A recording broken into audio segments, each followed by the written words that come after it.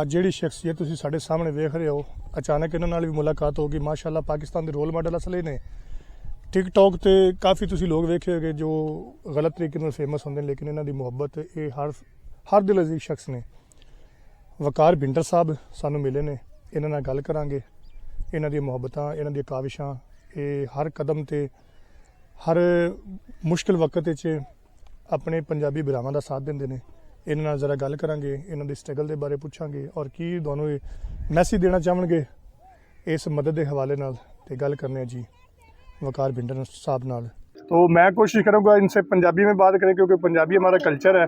तो ये शहजाद भाई भी आए हैं, वो भी पंजाबी बोलते हैं शहजाद जी। इन्हां नाल गल करांगे जी पंजाबी नाल। शहजाद भाई तुसी भी जरा अगे आओ। I am Trustic Pro, yeah.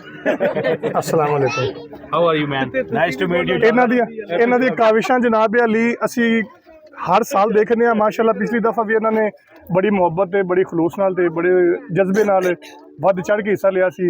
ਇਹਨਾਂ ਨਾਲ ਜ਼ਰਾ ਗੱਲ ਕਰਾਂਗੇ ਕਦੋਂ ਦੇ ਇੱਥੇ ਤਸ਼ਰੀਫ ਲੈ ਕੇ ਆਏ ਤੇ ਔਰ ਕਿੰਨਾ ਲੋਕਾਂ ਵਿੱਚ ਇਹ ਮੁਹੱਬਤ ਵੰਡ ਰਹੇ ਨੇ। ਭਾਈਜਾਨ ਸਾਨੂੰ 6-7 ਦਿਨ ਹੋ ਗਏ ਆ ਤੇ ਅਸੀਂ 2 ਟਾਈਮ ਖਾਣਾ ਲੈ ਕੇ ਆਨੇ ਆ। ਸਵੇਰ 1000 ਬੰਦੇ ਦਾ, ਸ਼ਾਮੀ 1000 ਬੰਦੇ ਦਾ। ਇੱਕ ਛੋਟੀ ਜੀ ਕੋਸ਼ਿਸ਼ ਕੀਤੀ ਹੈ ਜੇ ਕਿਸੇ ਦੇ ਕੰਮ ਆ ਸਕੀਏ ਤੇ ਲੱਗੇ ਹੋਏ ਆ। ਅੱਲਾਹ ਪਾਕ ਦੀ ਜ਼ਾਤ ਬਿਹਤਰ ਕਰੇਗੀ ਇਨਸ਼ਾਅੱਲਾ, ਹਾਲਾਤ ਠੀਕ ਹੋ ਜਾਣਗੇ। ਤੁਸੀਂ ਆਪਣੇ ਤਵੱਸਸ ਨਾਲ ਤੁਸੀਂ ਜਿਹੜੇ ਇੱਥੇ ਸਾਡੇ ਇਲਾਕੇ ਵਿੱਚ ਜਿਨ੍ਹਾਂ ਕੋਲ ਅੱਲਾਹ ਤਾਲਾ ਨੇ ਵਸਾਇਲ ਦਿੱਤੇ ਨੇ, ਜਿਹੜੇ ਸਾਹਿਬ ਹੈਸੀਅਤ ਨੇ, ਉਹਨਾਂ ਨੂੰ ਆਪਣੇ ਵੱਲੋਂ ਤੁਸੀਂ ਕੀ ਪੈਗਾਮ ਦੇਣਾ ਚਾਹੋਗੇ?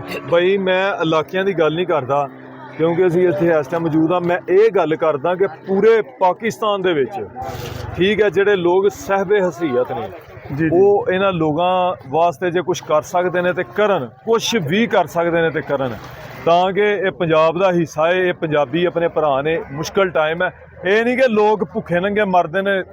ਅਲਹਮਦੁਲਿਲਾ ਉਹ ਆਪ ਕਹਿੰਦੇ ਨੇ ਕਿ ਅਸੀਂ ਸਹਿਬੇ ਹਸੀਅਤਾਂ ਸਭ ਕੁਝ ਹੈ। ਮਾਸ਼ਾਅੱਲਾ ਜੇ ਰੋਟੀ ਲੈ ਕੇ ਜਾਓ ਰੋਟੀ ਪੂਰੀ ਜੀ ਲੈਂਦੇ ਨੇ, ਯਾਰ ਕਿਸੇ ਹੋਰ ਨੂੰ ਦੇ ਦਿਓ, ਨਾਲਦਿਆਂ ਨੂੰ ਦੇ ਕੇ ਜਾਈ, ਨਾਲਦਿਆਂ ਨੂੰ ਦੇ ਕੇ ਜਾਈ। ਇੰਜ ਦਾ ਵੇਖ ਕੇ ਦਿਲੀ ਖੁਸ਼ੀ ਹੁੰਦੀ ਆ।